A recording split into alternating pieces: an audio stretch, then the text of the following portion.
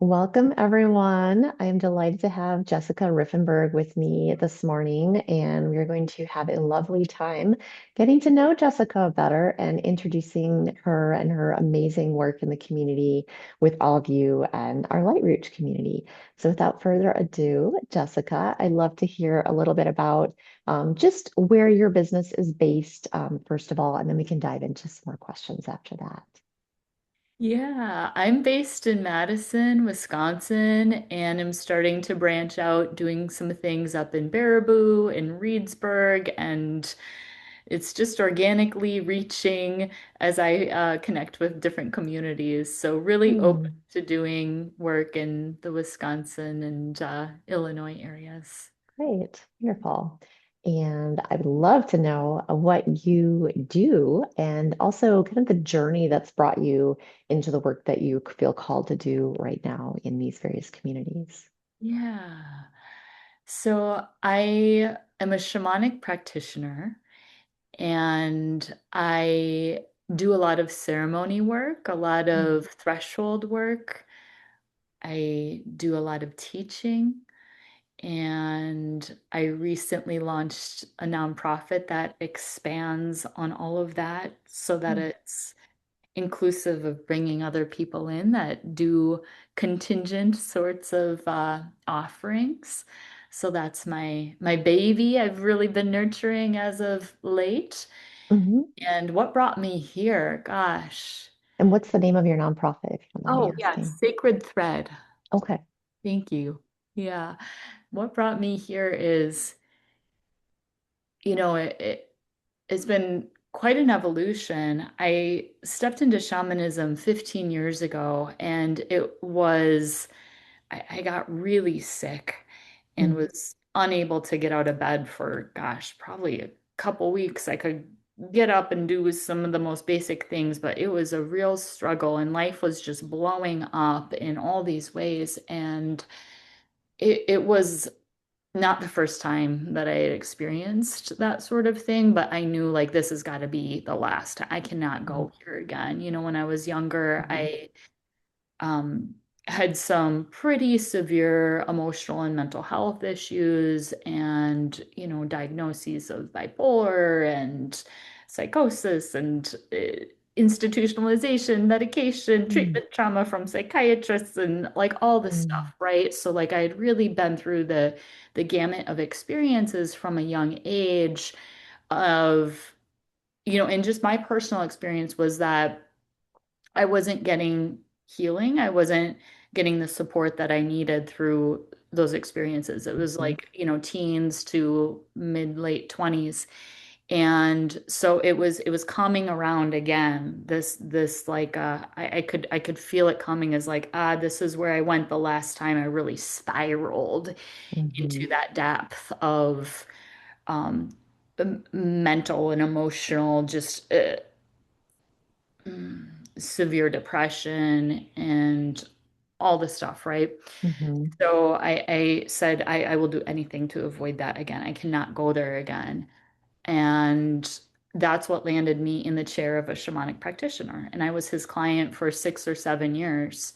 Mhm. And it was like that first session with him, I was like, oh my gosh, I did not realize that life could be this good for someone like myself. Mhm. I didn't realize what was possible because, Mhm. I was, I think 29 at that point and, grew up in a really tumultuous household and family and trauma and da da da, like all the things that bring us healers to where we step into this sort of work, right? And I had a successful business. I was a single mom. I had purchased my own home. It was this multi-family property. And, I was 28 years old and like felt like, oh man, look at me. I'm successful. I didn't know that I could do this. The first several years of raising my child, we were on welfare. And, my family's been on welfare since welfare's existed. So there was like this breaking of this chain that I was like, oh, look at me, I made it, but I was miserable. It Mhm. was, I was really struggling, like I said, with depression and emotional Mhm. stuff and self-medicating daily with alcohol and all the things. So, all this coming to that point of when I got sick at age 29 and like, I can't go there again. I can't do it again.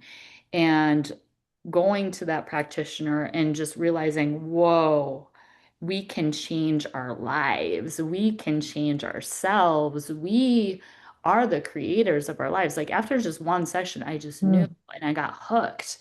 And Wow. through that process of being his client, where he was getting the message, I was getting the message, other healers I was seeing were getting this message of, you should be doing this work. You should be doing this work. You should be doing this work. And I was like, no, I'm not doing this. I don't want to sit and listen to broken people like myself all day. Are you kidding? I have a successful business. I have my own property. I, manage this multi-family property, and this is like I made it. I'm not going to go do that. And so years passed, and it just again, it kind of came to a head of again with the self-medicating of Mm. alcohol and that sort of thing and all the emotional and mental stuff. I'm like, all right, I'm listening. Years have passed. I keep getting the message. I'm going to listen because it was like another one of those experiences that I can't keep living life this way. Mm-hmm. So I told my team, my real estate team, I had built this little real estate business. I'm like, you guys, I'm sorry. I gotta go. I gotta step out of this. By the end of the year, I'm out.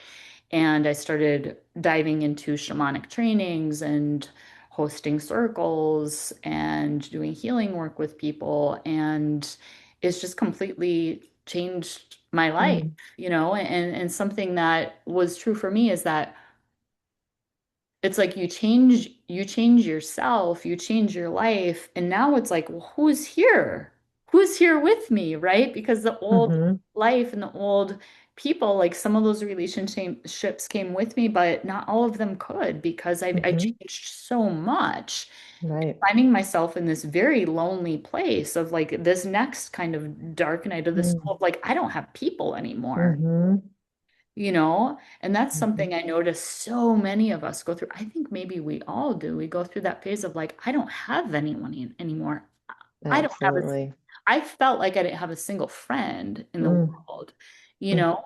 And that's what really lit this fire within me of creating spaces where people that resonate with that and are at that place and want community to go higher together with, Mm. right? So it's not a solitary path. Like we get to do this Absolutely. together.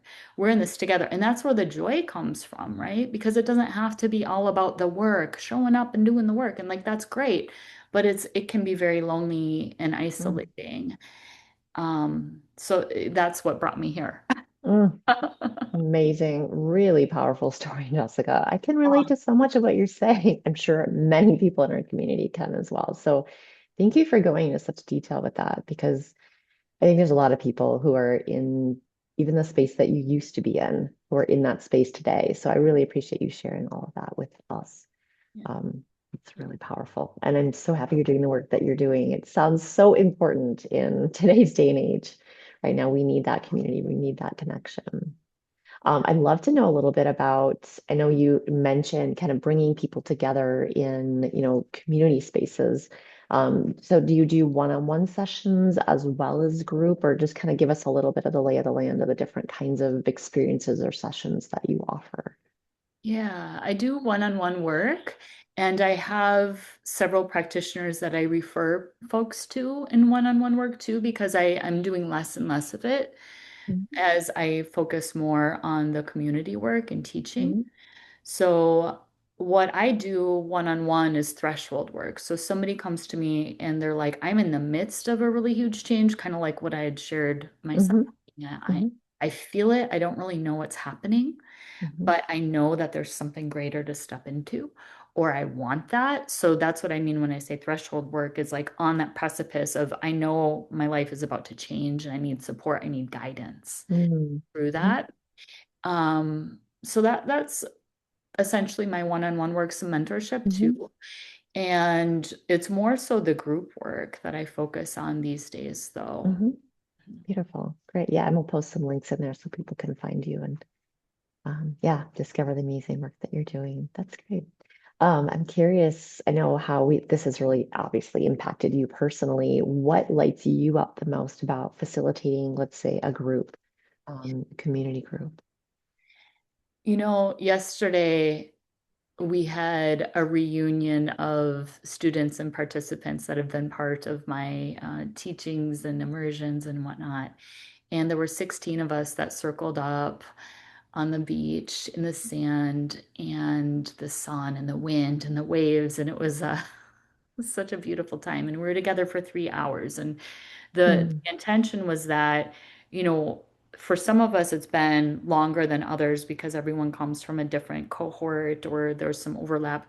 But, some folks, they were with us 2 years ago, and some folks, it was just a season ago. So the intention was that we're coming together to share how have we evolved? How have we grown? Where are we today? What is the threshold that we have crossed in our lives? And to do a little ceremony for really marking those transitions. And I thought, well, some people will feel like they've crossed that, and some people are here to absorb. And I didn't really know going in. This is the first reunion that we've done, mm, and my gosh, it was so beautiful. Like every person there brought such a powerful, uplifting, inspiring story of how they have transformed themselves and their life mm, with really diving into this work and making these mm, practices part of their life. And it was just so inspiring. It's like, how often can you get a group of people together? Not everyone knew each other either, and we're just sharing the highlights in the wins and the ways in which we've evolved and healed and shed and are shaping our lives and the hope that we have for our future. And we went around the circle. Everyone had a story like that to share. And we all mm, cheered for each other and like asked questions of like, okay, so when I hear you slipping back into the old story, do you want me to keep you accountable? And how do you want me to do that? And like just creating this mm. beautiful circle of support where like we're going higher together. Oh, I love that. Right? And Oh, so I beautiful. never want to say, and this is not a part of what I do, but like I never want to say, oh, the challenges, the hardships, the pains, they don't belong here. Yes, we do that, but we always focus on the alchemization of it too. We hold Hmm. space for it, and then it's like, okay, and what do you do with it? How do you alchemize it? And so Hmm. it was just such a special opportunity to be in this circle with a group of people where we could all you know, acknowledge the wins, the highlights, the joys, and inspire each other. Everyone brought a beautiful piece to the puzzle. We were like, that resonates with me too. So it's just so nourishing, and that was a Mm. real highlight. I mean, that's what really excites me about this work. Oh, that's so beautiful. So powerful. What an amazing group. You're so lucky to have been a part of that and helped create that. It's really incredible. It's wonderful. I'm curious if you have just as a closing thing, any sort of in today's day and age with everything that we experience and the ups and downs of life, is there a little ritual or practice or even a movement that you turn to when you're needing grounding or inspiration that you could share with everyone here? Learning how to talk to nature and doing that daily. Mm, Yeah, learning how to, you're in relationship. Nature being like your friend or your therapist or whatever, understanding how to take that relationship to that level and showing up daily to it. mm, I love that. Beautiful. Well, thank you, Jessica. It's been an honor getting to know you a little bit more and sharing you with our community as well. And I know you have a lot of beautiful offerings going on, so we'll be sharing that there in the intro and introduce you very soon. So thank you again. I really appreciate you taking the time. It's been lovely getting to know you. Yeah, thank you so much for the opportunity. It was fun to connect with you today. Absolutely. All right, thanks, Jessica.